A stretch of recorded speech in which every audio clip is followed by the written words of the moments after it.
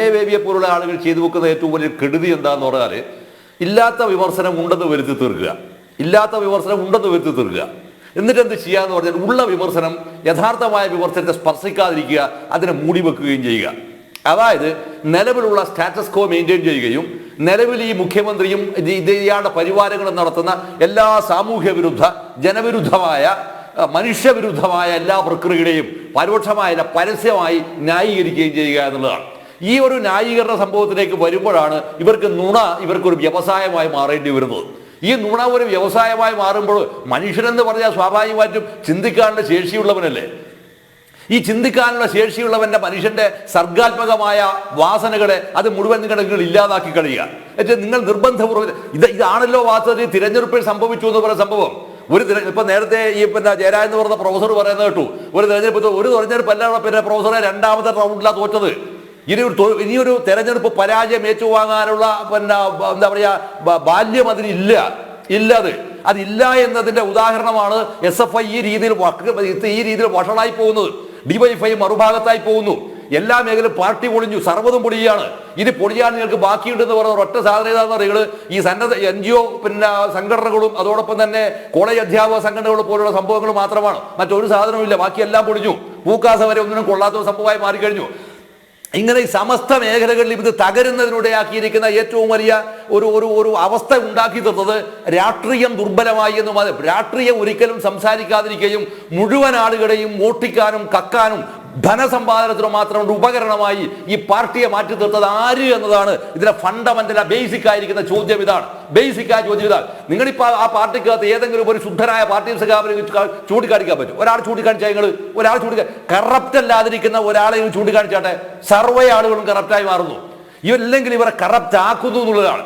ഈ കറപ്റ്റ് ആക്കിയാൽ മാത്രമാണ് എന്ത് ചെയ്യുക, അയാൾക്കെതിരെ വരാവുന്ന മുഴുവൻ ഡാറ്റയും കലക്ട് ചെയ്ത് വെക്കുക.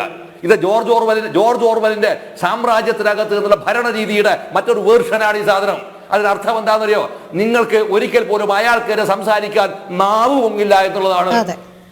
ഇങ്ങനെ നാവ് പൊങ്ങാതെ നാവ് അറത്തു മാറ്റിയിട്ട് ഇയാൾ ചെയ്യുന്ന സർവമാന വൃത്തികേടുകൾക്കും അധപ്പതനങ്ങൾക്കും നിങ്ങൾ കൂട്ടിക്കൊടുപ്പുകാരൻ മാത്രമായി മാറുമ്പോൾ നിങ്ങൾ ചെയ്യുന്നത് പാർട്ടി വിരുദ്ധ പ്രവർത്തനമാണെന്നതിനേക്കാൾ പ്രധാനമായി അത് ഒരു സാമൂഹ്യ വിരുദ്ധ പ്രവർത്തനത്തിന്റെ രൂപരേഖയും നിർമ്മിച്ചു എന്നതാണ് ഇയാൾക്കെതിരെ വരുന്ന ഏറ്റവും ഗുരുതരമായിരിക്കുന്ന കുറ്റാരോപണം. അവിടെ അത്തരം ഒരു കുറ്റാരോപണത്തിന്റെ പശ്ചാത്തലത്തിൽ നിന്നുകൊണ്ട് വേണം എനിക്ക് മുൻപ് സംസാരിച്ചിരിക്കുന്ന പ്രൊഫസർ മുഴുവൻ ആളുകളും ആവർത്തിക്കുന്ന ഈ സംഭവം എല്ലാം ഉണ്ടായിട്ട് ചെടിച്ചട്ടിയെടുത്ത് പൊട്ടിച്ചപ്പോൾ ഇയാൾ പറഞ്ഞിരിക്കുന്ന സംഭവം നിയമസഭക്കകത്ത് ഞാൻ എന്റെ കണ്ണുകൊണ്ട് കണ്ടതല്ലേ എന്നാണ്. ഈ കേരളത്തിലെമ്പാടുമുള്ള മുഴുവൻ ആളുകളും വിഷ്വൽ മീഡിയയിൽ കണ്ടതാണല്ലോ ഈ ചെടിച്ചട്ടിയെടുത്ത് അടിച്ച് തലപടരുന്നത്. അതിനർത്ഥം എന്താണ്? ലോകത്ത് ഇത് കണ്ടിരിക്കുന്ന മുഴുവൻ ആളുകളും അന്ധന്മാരാണെന്നല്ലേ? അല്ലേ? എന്റെ കണ്ണ് മാത്രം ശരി, നിങ്ങളെ എല്ലാ കണ്ണുകൾക്കും എന്തായിത്തീർന്നു? അന്ധത ബാധിച്ചിരിക്കുന്നു എന്ന് പറയാൻ മാത്രം ഉണ്ടായിരിക്കുന്ന അല്പത്തരം ദാർഢ്യം, ധിക്കാരം. ആ ധിക്കാരത്തെ വീണ്ടും ന്യായീകരിക്കാൻ ശ്രമിക്കുക എന്ന് പറഞ്ഞാൽ ഒറ്റ അർത്ഥം മാത്രമേ ഉള്ളൂ. ആ അർത്ഥം എന്താണെന്നറിയോ? ചർച്ചയിൽ പങ്കെടുക്കാൻ വന്നിരിക്കുന്ന ആളുകളെ മുഴുവന് മുഖത്ത് കാറി തുപ്പിയതിന് തുല്യമായിരിക്കുന്ന മാനസികാവസ്ഥയിൽ നിന്നാണ് ഇത്തരം ഒരു എന്താ പറയുക എത്ര വൃത്തികെട്ട രീതിയിൽ ന്യായീകരിക്കാൻ നിങ്ങൾക്ക് തോന്നുന്നത്. അവിടെ ഏത് അധ്യാപകരെ തല്ലിയെന്ന് ഞാൻ കോളേജ് സ്റ്റുഡൻ്റായിരുന്നാണ്. തെറ്റില്ലാത്ത കോളേജിനകത്ത് പഠിക്കുകയും ചെയ്തിട്ട് തെറ്റില്ലാത്ത കോളേജിൽ SFI നേതാവായിട്ടുണ്ട്.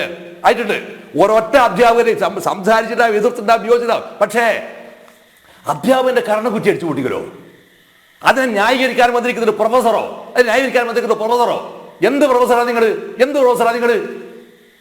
എനിക്കിപ്പോഴും ബ്രണ്ണൻ കോളേജിനകത്ത് ഉണ്ടായിരിക്കുന്ന ഒരു പ്രൊഫസറെ കണ്ടു കഴിഞ്ഞാൽ എന്താ പറയുക, എനിക്കിപ്പോഴും അവരുടെ മുമ്പിൽ നിന്ന് സംസാരിക്കുമ്പോൾ എന്റെ മുട്ടടിക്കും. കാരണം എന്താ അറിയാ, ഞാൻ പ്രൊഫസർ ആയിട്ടില്ല എന്നതുകൊണ്ടാണ്. അത് ആവാണ്ട് അധ്വാനം എത്രയാണ്? ഇത് ഒരു വസ്തുവില്ലാതെ വരുത്താൻ എന്താ അറിയാ, ഈ പാർട്ടി ബലത്തിനകത്ത് PTA സ്വാധീനിച്ചു അതിനകത്ത് കോളേജിനകത്ത് കയറിയിരിക്കുന്നവരാണ് ഈ ഡോക്ടറേറ്റും ഇതെല്ലാം ഉണ്ടായിരിക്കുന്ന വിരൽ ചൂണ്ടി സംസാരിച്ച് പേടിപ്പിക്കുന്നത്.